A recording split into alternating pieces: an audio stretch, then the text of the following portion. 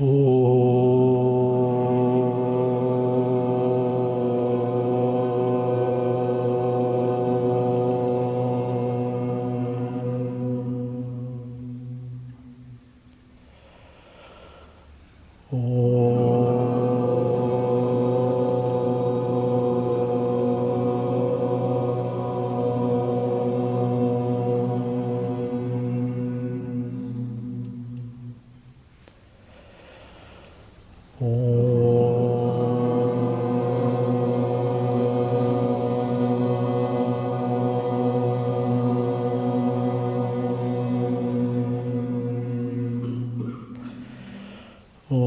Sahana Vavatu Sahano Bhunaktu Sahaviryam Karavavahai Tejasvinavaditamastu ma Vidvishavai.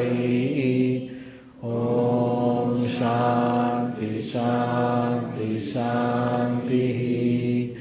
Vakratunda Mahakaya Suryakoti Samaprabha Nirvignam Guru Me Deva Sarvakaryeshu Sarvada Saraswati Namastubhyam Varade Kamarupini Vidyarambam Karishyami Siddhir Bhavatu Me Sada.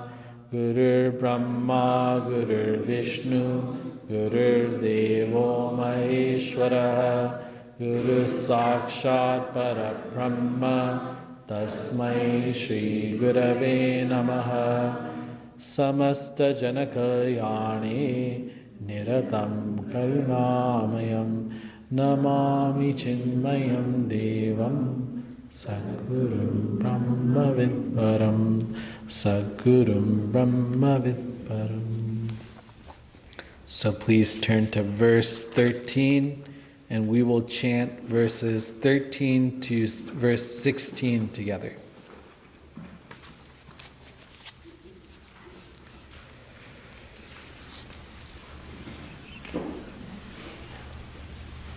Ready?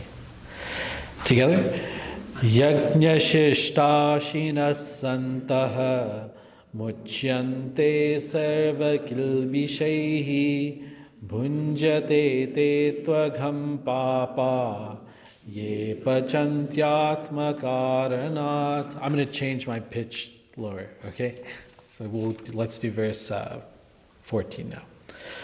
Annat bhavanti bhutani Parjanyadanna sambhavaha Yajñat bhavati parjanyo Yajñah karma samudbhavaha Karma brahmodbhavam vidhi Brahmakshara samudbhavam Tasmat sarvagatam brahma Nityam yajñe pratishtitam Evam pravartitam chakram Nanuvartayati hayaha Aghayurindriya ramaha Mogham partha sajivati. We'll do that in a minute. The first half of this chapter, a little bit more than the first half of this chapter, is dedicated to telling us what are the reasons we should do karma yoga. Okay? The first reason we should do karma yoga is because karma yoga leads to jnana yoga, leads to realization. Very good. Okay? The second reason we should do karma yoga is because if we are receiving, if we are getting from the cosmic system, we should give back to the cosmic system.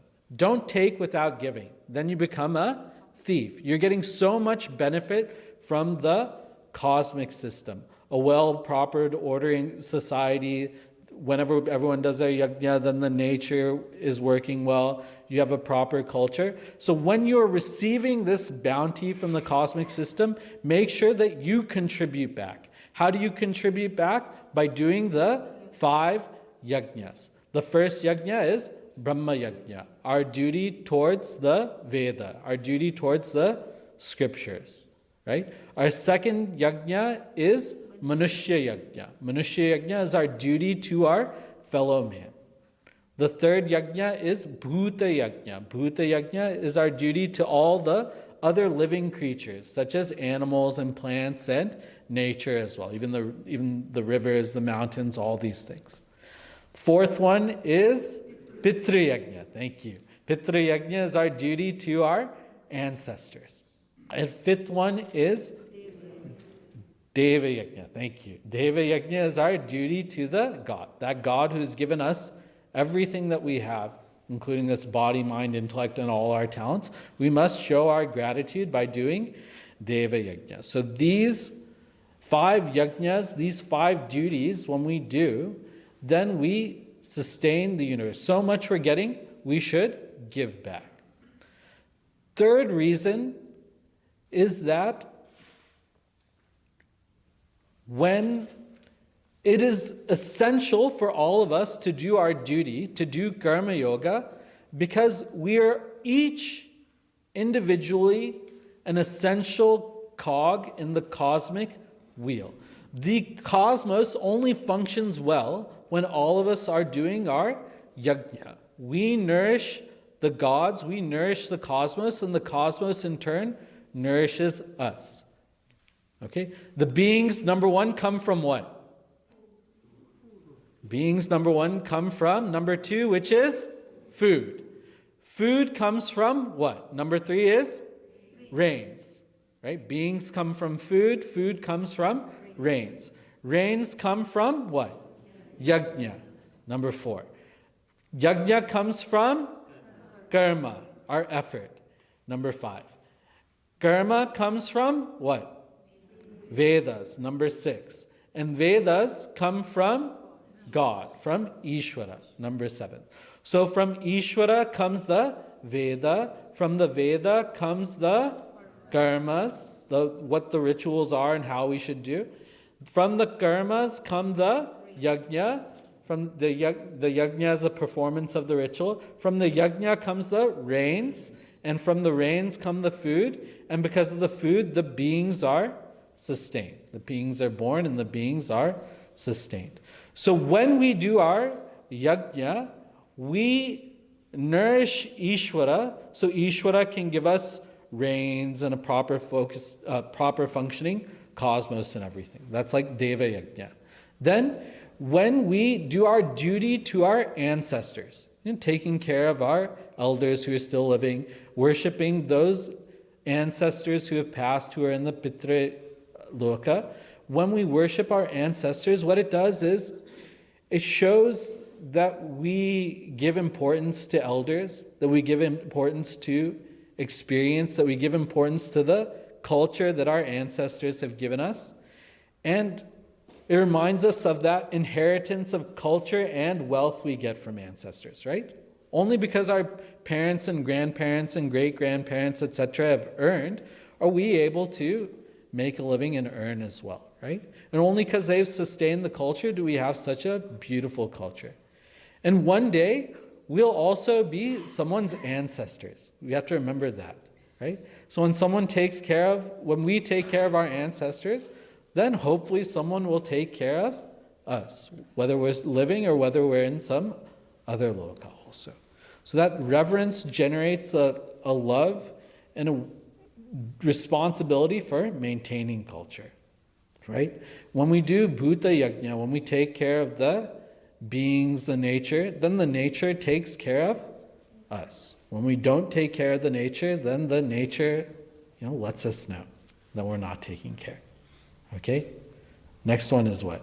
Pitra Bhuta. Then we're going in reverse order. So Brahma Yajna, what's after Brahma Yajna? Manushya Yajna. When we do our duties, when we do our jobs, when we help people, when we nourish those who ask for help, then the society sustains us, right?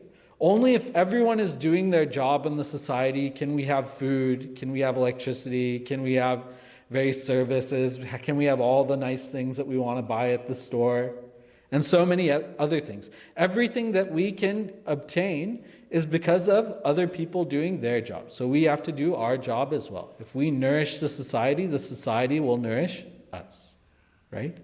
And last one is Brahma Yajna. When we nourish the Vedas, meaning by studying the Vedas, supporting the study, teaching the Vedas, and everything, then the Vedas will sustain our culture and help us maintain the cosmic order. Ishvara is pratishtita. Ishvara is established in yajna. Because when we do yajna, we nourish Ishvara, and then Ishvara will in turn nourish us. So Ishvara, who's given us this yajna, is very firmly established in yajna. So this is the third reason. When we nourish Ishvara, when we do the 5 yajnas, then we get nourished in return. And we're an essential part. Everyone has to do their duty. Even one person not doing their duty causes a problem. Even if one person at your office doesn't do the job that they're supposed to do, how much do things get slowed down, right? A job that was supposed to take a week ended up taking 2.5 weeks. Why? Because someone somewhere wasn't doing their job, whether it's at your company or some other company. Do you find that happening? How many times what percentage of projects would you say at your office go over schedule? More than 50%? More than 66%? Okay, somewhere around there. 66% of projects approximately go over time, over schedule. Then what happens when the project goes over schedule? Then somebody's boss starts, and then the whole thing rolls downhill. Yes or no? Yeah. So if we want a harmonious operating of society, everyone has to do their duty. You don't have to change one of the themes of this whole 3rd chapter, you don't have to change that much what you're doing. You have to change more the attitude with which you're doing it. So when we're at the office, when we're doing our work, we're doing our Manushya Yajna, because our work is devoted to serving some customer, client, passenger, whomever we're serving, So we should do it with that attitude that I am serving the people. And when we do that, then the quality of work that we do becomes so much more. There are 2 words in English that are synonymous, but have very different meanings. One is helping, right? And the other one is serving. There's a big difference between these 2 things, right? When we're helping, the helper becomes like of a higher kind of status. I don't know if status is the right word, but the helper becomes higher, and the one who's being helped becomes kind of lower relatively. You know what I mean? Right? But when we're serving, whoever is being served, that is higher, and whoever is serving, that is relatively lower in a sense. Okay? I don't mean that they're actually lower or anything like that, right? So when we have the attitude, not that I'm helping somebody, but that I'm serving people, customers, clients, patients, passengers, whoever. When we have that attitude that we're serving people, that develops a sense of grace and humility in the person. We should always feel grateful that we have an opportunity to serve whomever we're serving, That feeling we should have at work, that feeling we should have at home also.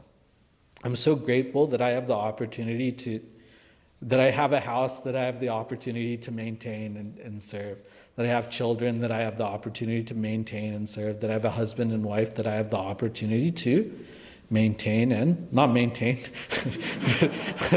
but serve, okay? So we should feel grateful for that opportunity to serve wherever we get it. Because it's through service that we can purify ourselves, We should take life as like a challenge or a game. Like, how much can I do without getting too agitated about things? Not that you have to suppress your agitation, but just watch the agitation in your mind as it forms, And don't judge yourself, oh, I'm getting agitated, that means I'm not stable or anything like that. But just see and take it as a challenge. How quickly can I calm myself down when something I don't like happens? Can we take that challenge? How long should this challenge be? 1 week challenge? 2 weeks challenge? Lifetime challenge. Okay? It's like when I get upset, it's okay to get upset. You can't control getting upset. But how quickly can you make yourself calm? All these sadhanas and everything, they're techniques and technologies so that we can calm ourselves down. Okay? When we're upset, can we calm ourselves down? When we're sitting and we're already calm, can we even become more peaceful and more calm? Yes? You take this challenge. You succeed. Okay?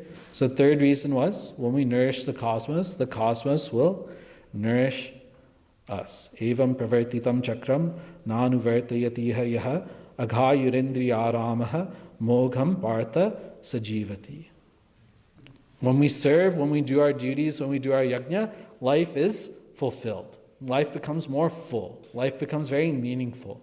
But when we don't do our duties, then such a life lived is a life lived in vain. When we go to work and we just earn and spend on ourselves, without giving back to the society, without doing our yajna, then such a life is lived in vain. Okay?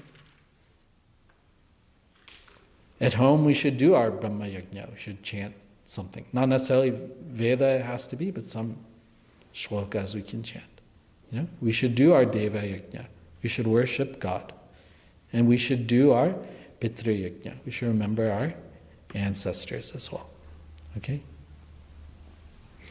All right.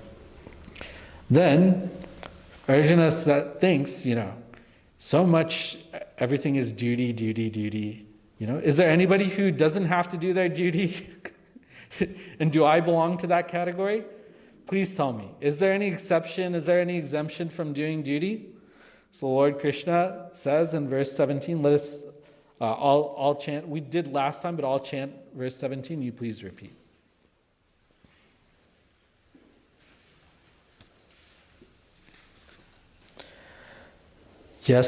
Yastvatmaratireva syad atmatriptascha manavaha atmanyeva cha santushtaha tasya karyam na vidyate. Together. Yastvatmaratireva syat atmatriptascha manavaha atmanyeva cha santushtaha tasya karyam na vidyate. Okay, so first one that we'll look at is atmatriptaha. So atmatripta, atma means self. Triptaha means one who is satisfied. So one who is satisfied in the self. So triptaha means satisfied. So last time we gave the analogy of like food and being full, right? So if you're very, very hungry, and then you eat a nice, very good, full kind of meal, hot meal, and you feel full after that, that is called as triptaha. What does full mean? There's some people who they eat dinner, and it's a really good dinner. But you see them immediately after dinner, what they do is they take their plate to the sink and wash the plate, which is a very good thing to do after dinner. Then they head straight to the pantry. Okay? And then they eat some nuts or some chips or fafra or kakra kind of thing. They eat some like snacky kind of food immediately after dinner, right? And then the lady of the house gets very, very upset. If you were hungry after dinner, why didn't you just take more dinner? There's still some left. Now I have leftovers that I have to store and keep and all this stuff.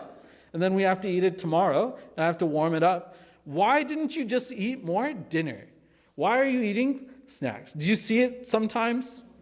Okay, so there's maybe one person in your house at least that does this, whether it's the kids or your husband or whoever. It's not the ladies don't do this, right? Because ladies understand supply chain management, okay? that they have to, why should I keep more for later?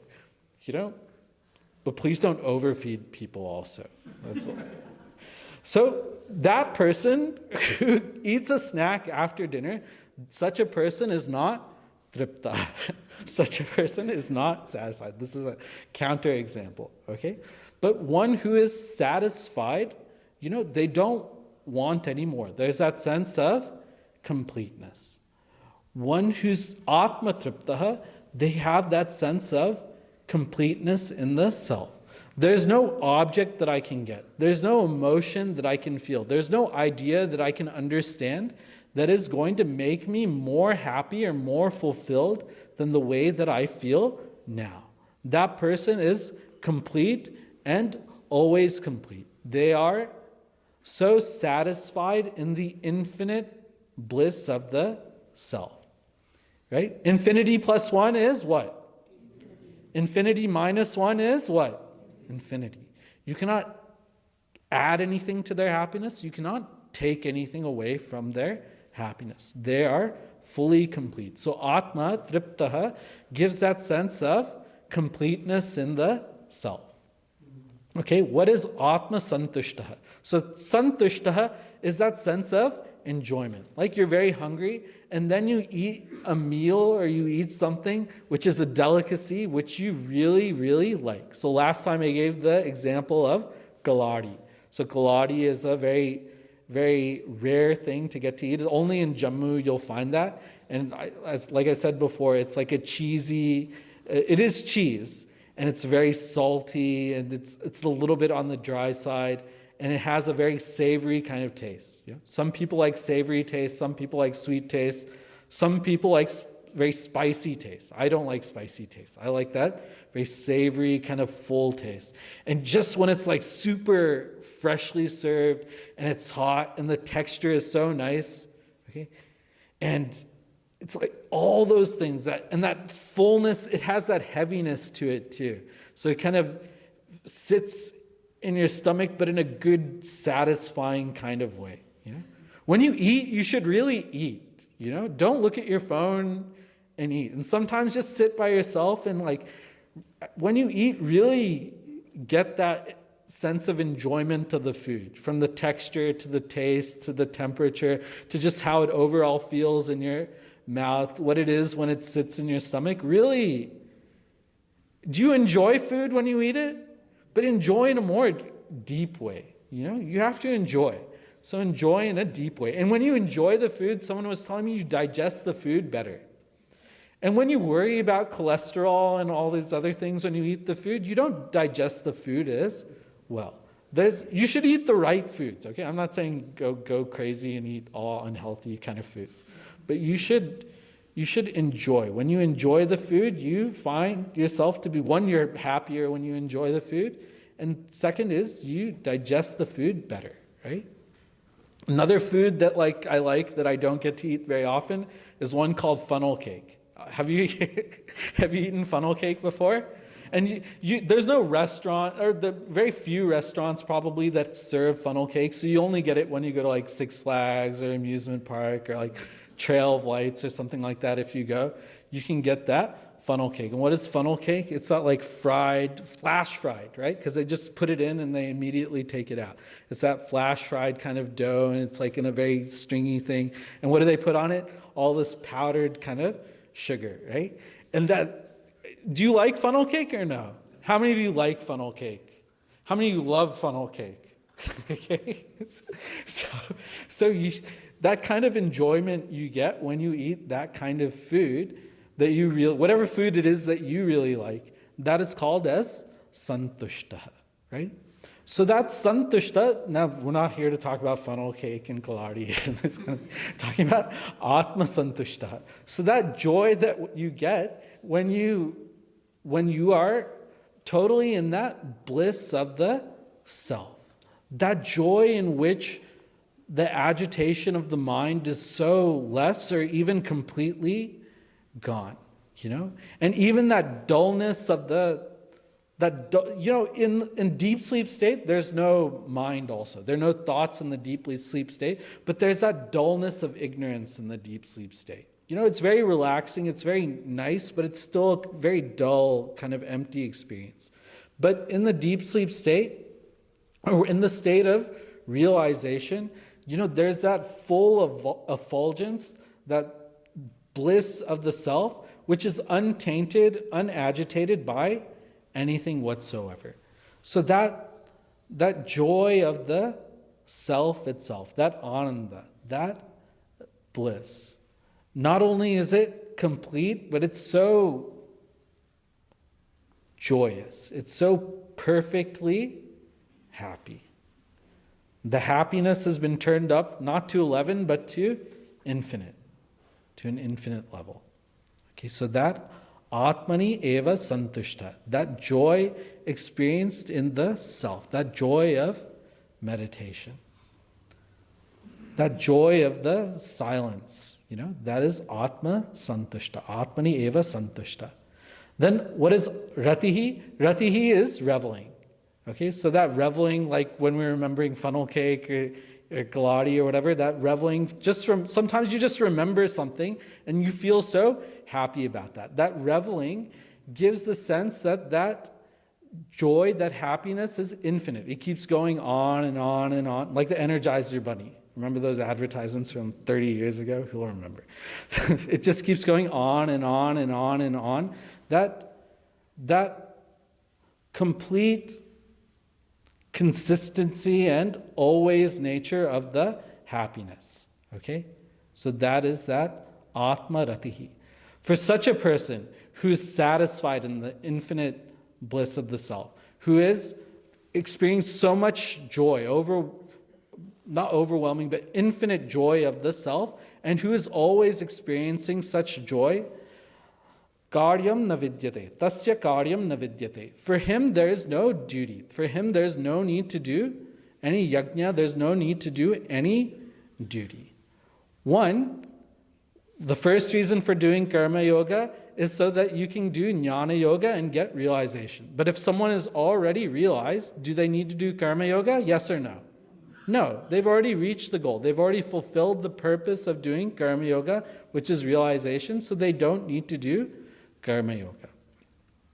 And for such a person, they've realized what? Brahma Satyam Jagan Mithya. Only that Brahman, only that Atman, only that self is real. But the universe, the Jagat, the cosmos is Mithya.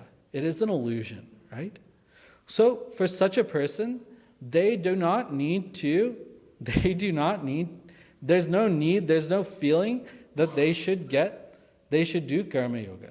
There's no feeling that they should have to do duty. Okay? So tasya karyam na vidyate. So the realized person has to do no duty. Then Lord Krishna elaborates in verse 18.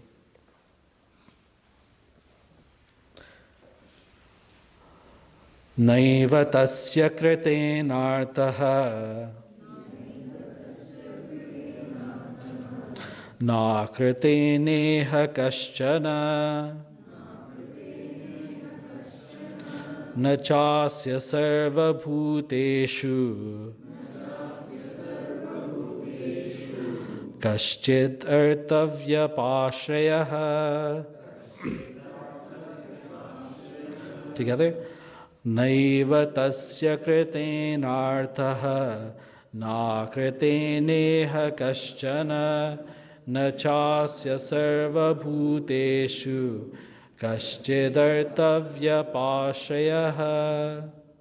So for the realized person, kritena, by doing karma yoga, artha na eva tasya, that's it. So for the realized person, there's no purpose served. There's nothing to be gained by doing duty. There's nothing whatsoever. Na kaschana. There's nothing whatsoever to be gained, no artha, no purpose served by kritena, by doing the duties. So since there already experiencing that infinite bliss, by doing any action or not doing any action, they're not going to gain anything. They're not going to become more happy. So in that fulfillment, they have nothing to gain. And then it says, akrateneha na kaschana artha.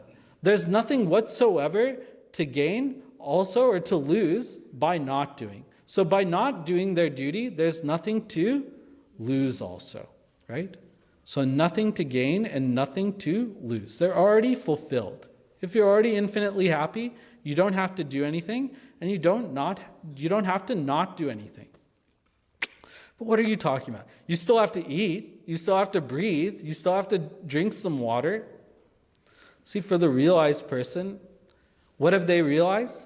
They realize that they are not a person, right? Very interesting. We call it it's an oxymoron, like I said before. The realized person has realized that they are not a person, right? What is food for?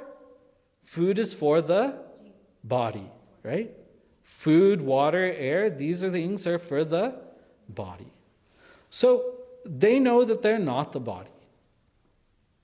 So whatever happens to this body or doesn't happen to this body, really speaking, at a very deep level, it is of no concern to them, right?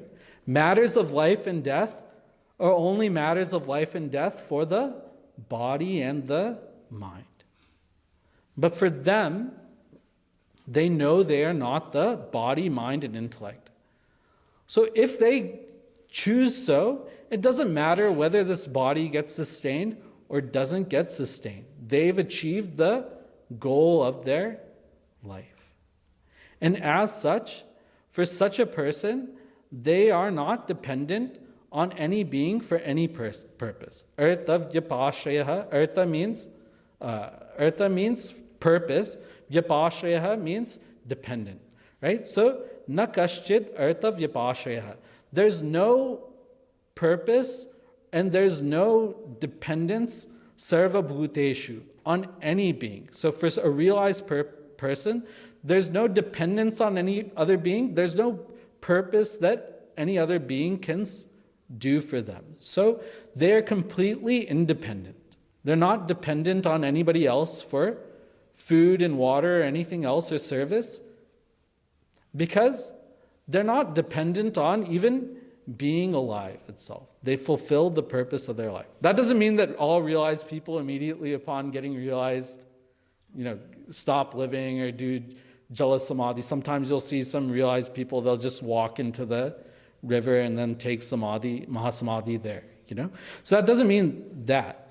But it just means that happiness is so complete that there's no sense of dependence. Mukta means what? One who is liberated, one who is free, one who is independent. So this verse is there to show what the level of independence is of the realized person. They're not even dependent on life. To experience that bliss, they don't even have to be alive, because they're that Atma which is birthless and deathless. There's only birth and death for the body, right?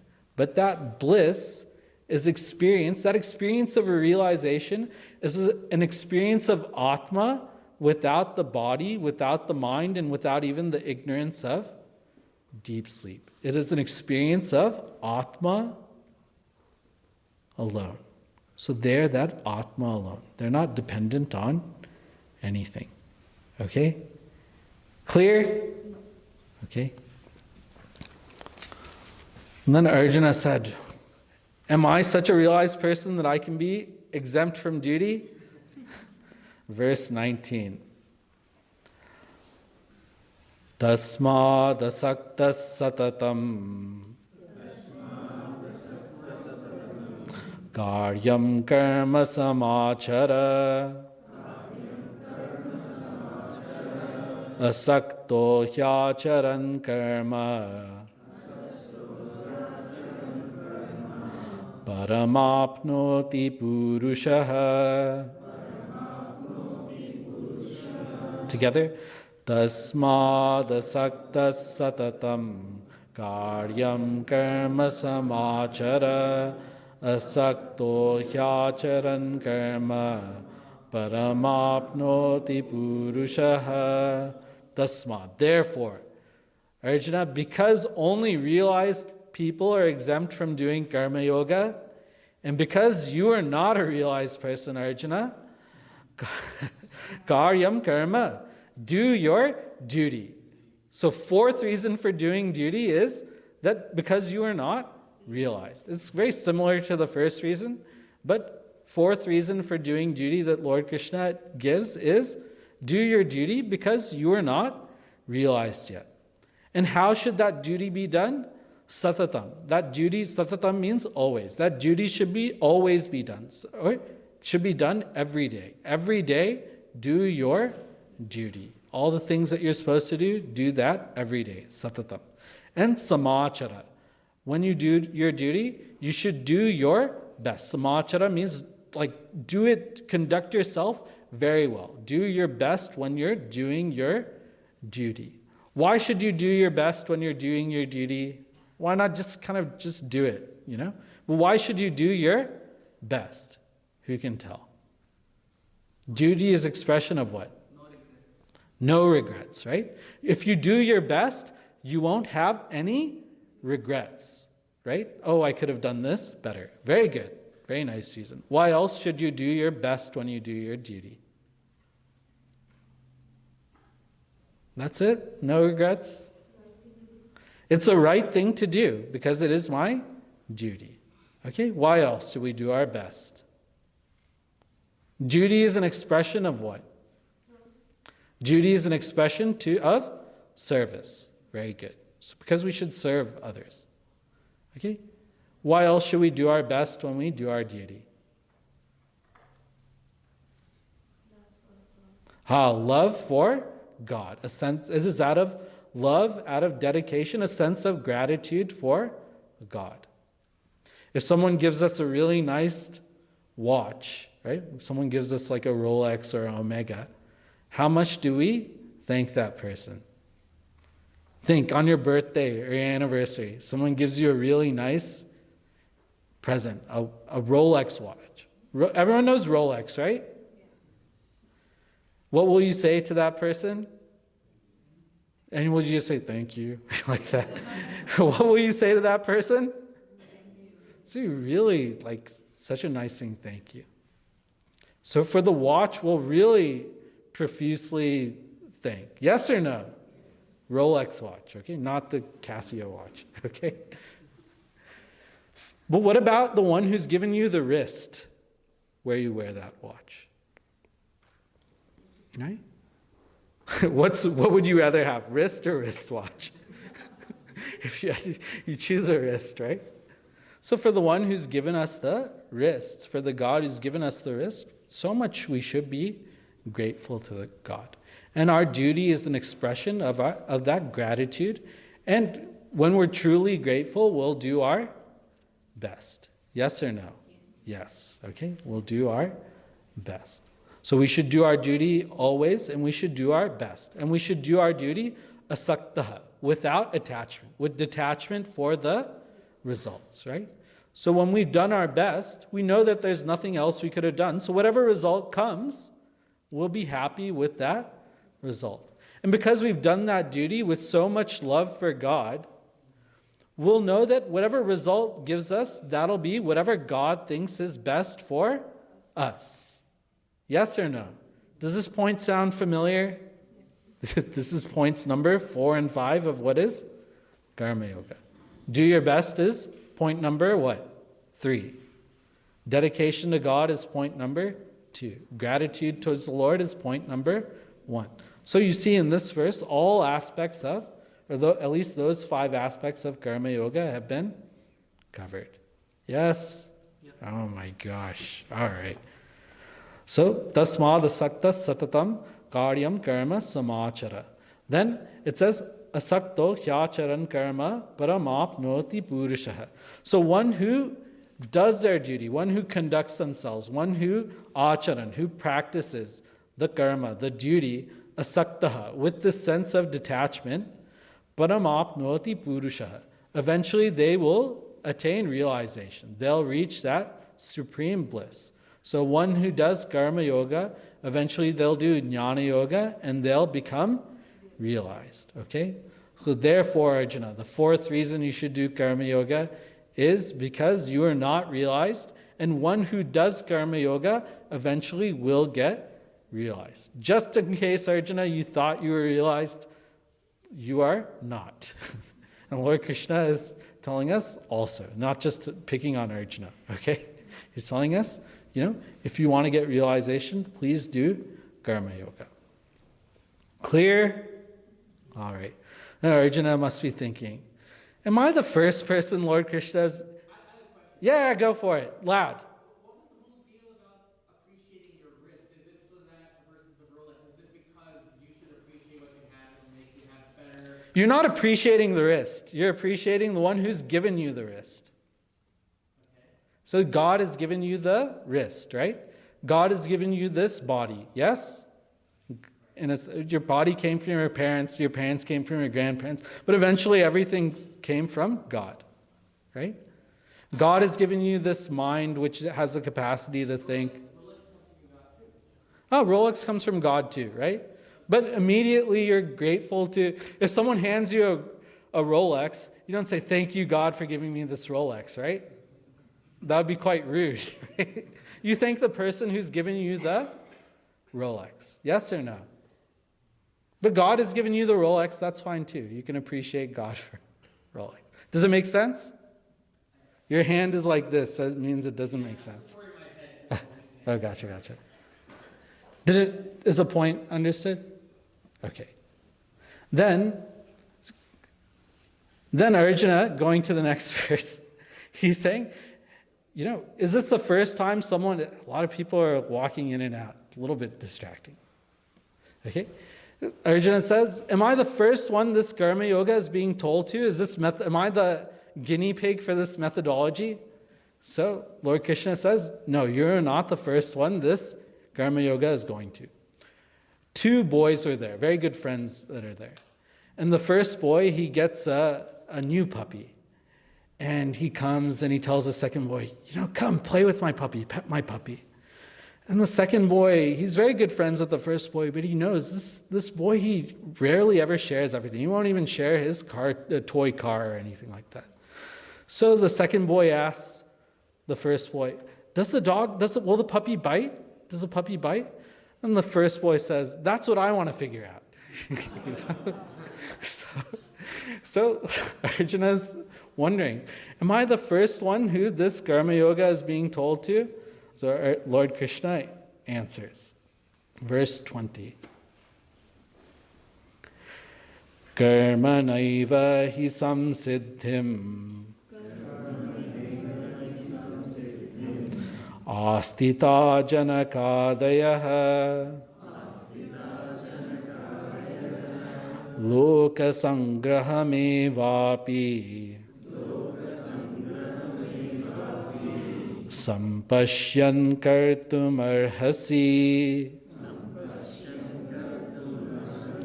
Together.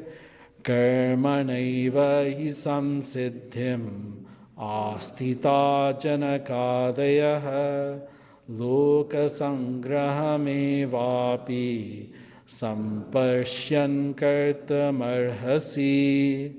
Okay, so Lord Krishna says janakadayah. So all the kings such as, not all the kings, but many kings such as King Janaka, King Ambarisha, and so many other kings, they have done this karma yoga, and by doing karma yoga, these kings have achieved Sankhya. They've achieved realization. So who's King Janaka? Most of us, when we hear King Janaka, we think of who? The father of Mother Sita, right? So we think of the father of Mother Sita. But one thing is there that Janaka is the title given to all kings in the Mithila kingdom. Okay, so Janaka is not just that father of Mother Sita. Janaka is the title given to all kings of the Mithila kingdom. And Janaka means father, right? So king is the father of all the people in the kingdom. It is a king's duty to look out for the welfare of all people in the kingdom. And therefore, in that kingdom, they call the king as Janaka. They call the king as father. So indeed, Karmaneva. It is by Karmana Eva. It is by Karma that Sansiddhim Astita. That kings like King Janaka have realized the truth, right? So even royal people. Why? Because Lord Krishna is talking to Arjuna. King Janaka is a royal person and Arjuna is also a royal person.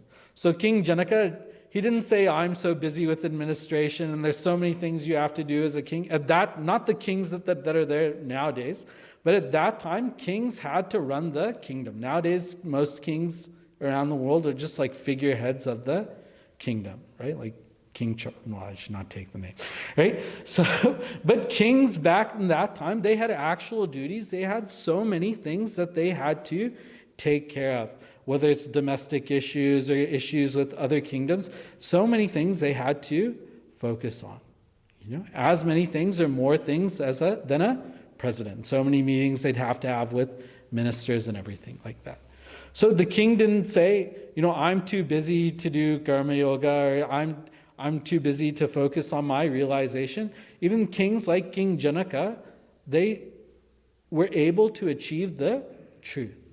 In Brihadaranyaka Upanishad, it is King Janaka who learns this Vedantic truth of Aham Brahmasmi or Jiva Brahmaikya from the Rishi Yajnavalkya. Okay, so there are a lot of instances in the Upanishads and the scriptures of kings learning from the gurus. Like Rishi Vasishta taught so many kings in the Ayodhya kingdom also.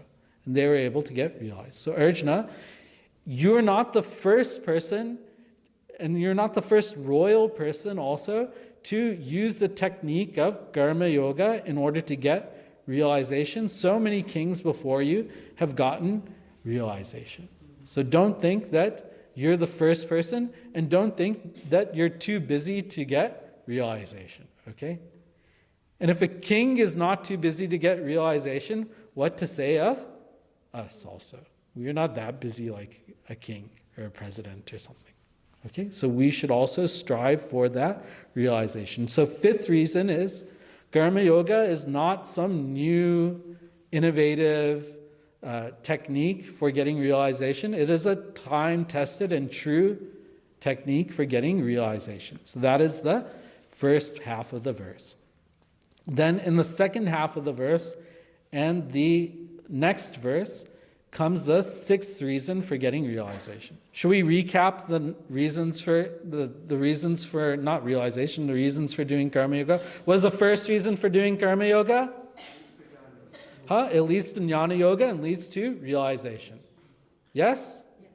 Second reason is, if you're taking from the cosmos, you must give back to the cosmos. Third reason is that every person must do karma yoga so that the cosmos can operate in a harmonious way.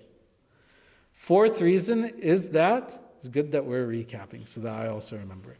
Fourth reason is what? That we covered today.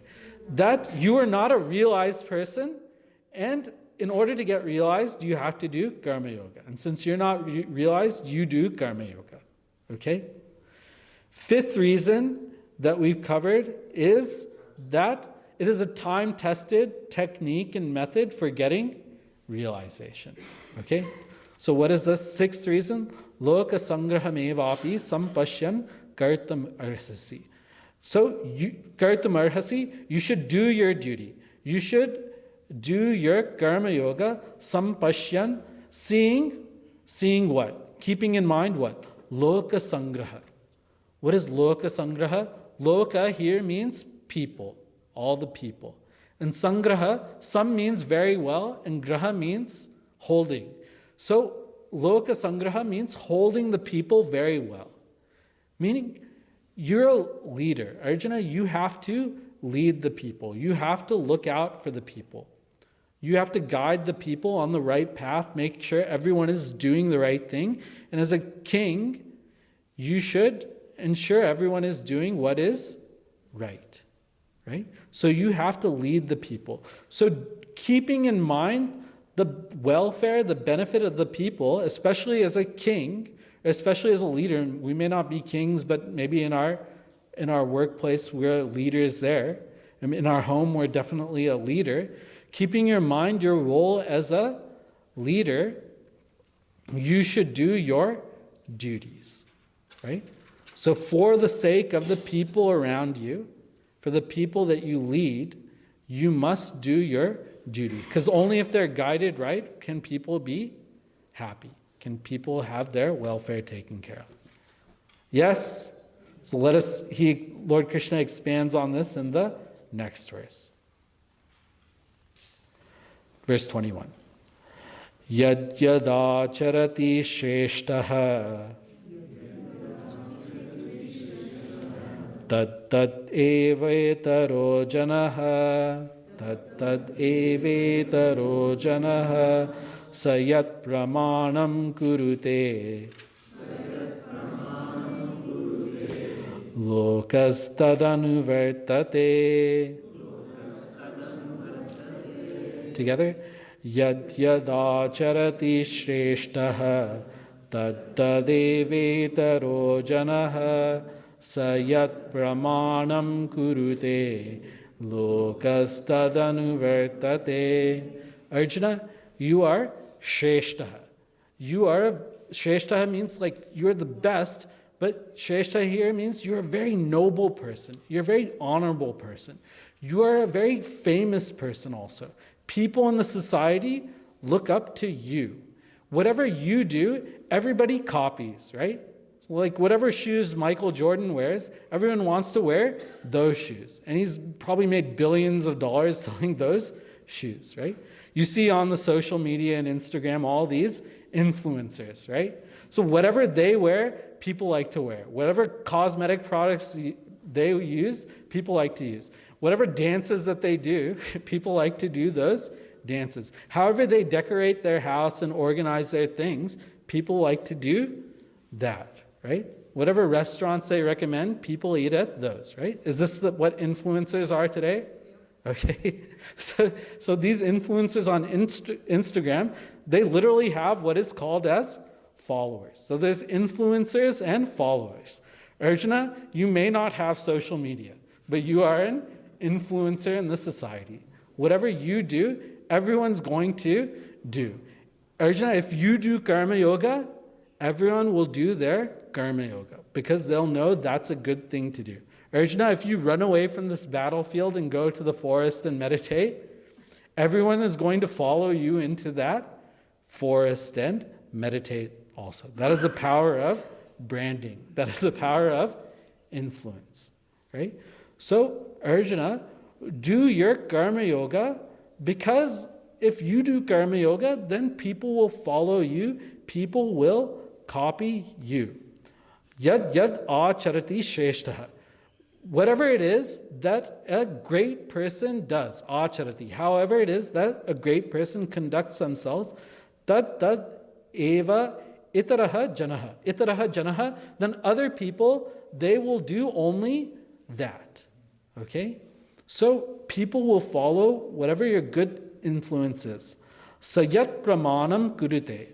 Whatever standard,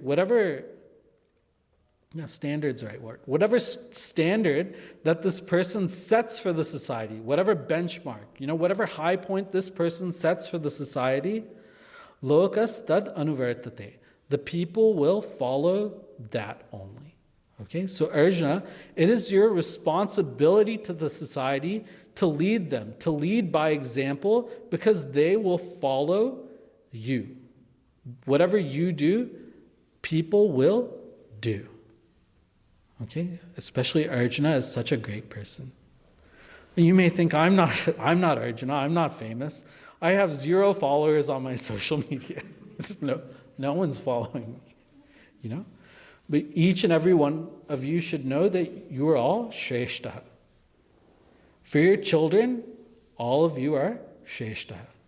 Whatever you do, whatever things you say, how you talk, how you act, your children will do that. Even without knowing, your children will do that, right? They copy you all the time. You say good things and children will say good things. Okay? They may learn from bad things from other kids at the school or whatever. Yeah. Poo-poo, yucky, all this. We're going through that phase now. But at least at home, you should set the standard for good conduct, high conduct, right? And that your children will follow. People will work, not just your children, but then any people who have to report to you at work, you should not be the jerk boss for them. You should be Shrestha for them also. However you conduct yourself, they should also follow in that way too. So don't just think Shrestha is only Arjuna and royal people and people with a lot of money and influence or whatever. You are also Shrestha as well. Okay? So do your Karma Yoga. What number reason are we on now? 6. 6th reason for doing Karma Yoga is because people will follow you. When you set the standard, you set the example for the society. Okay? So this is 6th reason. One more reason is there for doing Karma Yoga. One very interesting reason Lord Krishna gives that we'll see in the next class. Next week there's not class, okay? Because of the President's Day. Okay, so we'll meet the week after next. Yes? Questions? Yeah, you have time. Quickly, so do realized people exist in this world? Yeah, of course. Gurudev. Guruji's. So what's the exact? So it's like. That's the next thing. That's what Lord Krishna is going to say. Okay? See, realized people, they don't have to, I should have made this point before. Realized person, they don't have to do anything. And if they don't do anything, that's a blessing. But when realized people do things like Puja Gurudev, spreading all the knowledge everywhere, then that's a super blessing, right? So realized people, whether they do anything, whether they don't do anything, it is a blessing. We'll elaborate more on this point in the next class. Any other questions? Everyone's okay? Weather's like very nice. I feel like people a little down today or something, like maybe allergies or something like that. But everyone's doing fine? Everyone's able to follow? I'd like doing the 1, 2, 3, 4, 5, like counting it so that you can take notes and stuff like that. Everyone's able to, it's not too boring or anything like that? No. Okay. All right. Let's conclude the class.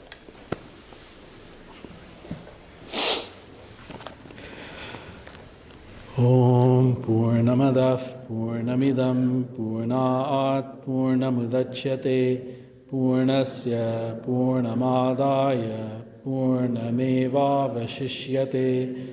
Om Shanti Shanti Shanti. Hari Om Shri Gurubhyo Namaha. Hari Om.